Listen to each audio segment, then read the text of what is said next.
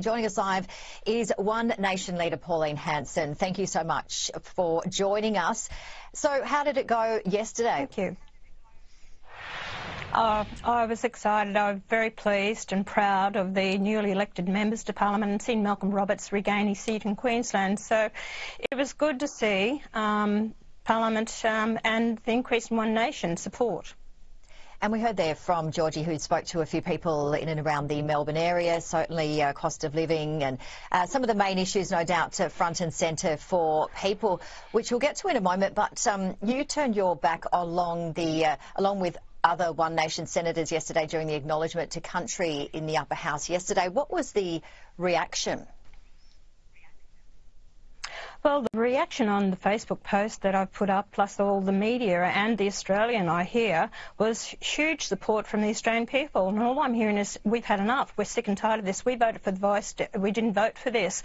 People find it divisive. They're fed up with it being rammed down their throats every 5 minutes. Yesterday, some people said 4 times introduced Welcome to Country. Another said 5 times that we were submitted to it. And I think it's just over the top and overdone. It's not the first time I've done it. For the last 3 years, I've turned my back in Parliament. At the beginning of a session every day, they do a Welcome to Country. Yesterday, I was supported by my colleagues, and it will be something that we will do every day. I'm not turning my back on Australians, not at all. I'm turning my back on divisive policies and tokenism that is only for 3% of Australians, and I'm standing up for those Australians. This land does belong to all Australians. We should be all connected to the land, which we are, not just 3% of the population. And I include all those new migrants that come to Australia. They want to feel part of this country. You also said in Parliament yesterday that you would like to nominate Senator David Pocock to be President of the Senate. He politely declined. What was your reasoning for that? Well, I'm not really impressed with Sue Lyons as the president at all, and I thought, well, maybe David, as an independent, might do a better job of it. But also, I would like to see David off the floor of Parliament. The last sitting of Parliament, he was responsible of supporting the government in guillotining 220 bills that were not debated on the floor of Parliament. That's not running a good government. As Albanese said, we want consultation, we want, conciliation, we actually want to debate these issues. It never did. And the same thing will happen. And David Pocock allowed that. So, I thought, well, it might be a good way to put him in a position where he can't do this anymore and supporting the government to stop debate on the floor of Parliament, that Australians have a right to hear how their members feel and think about matters and how they vote.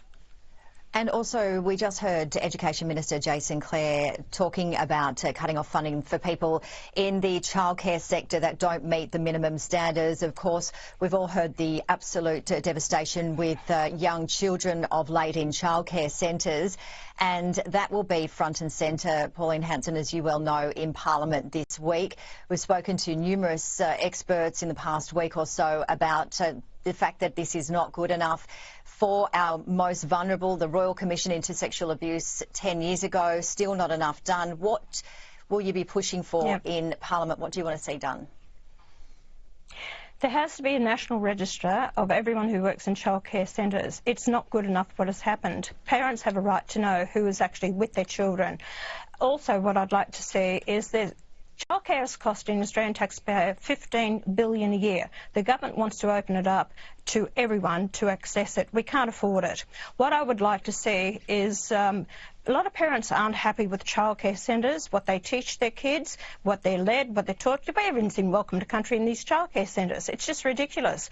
A lot of parents, I believe, that the money should follow the parent. If the parent actually wants to get a family member or the grandparents or someone else to look after the child, so they should. You should not be forced into childcare centres. Another that I hear from parents is to go into a childcare centre, you are forced to immunise your children. And a lot of parents don't want to do that, so they don't put their children in childcare centres, yet people are getting funded to put their child by the government to put their children in childcare centres. We need a real Senate inquiry or a joint Senate House inquiry into childcare, how it's funded, where the money goes. I want accountability, and I want people who access it to actually have a card to swipe that they are the ones who are actually receiving the services in the childcare centre to ensure that taxpayers' monies are well and truly accounted for.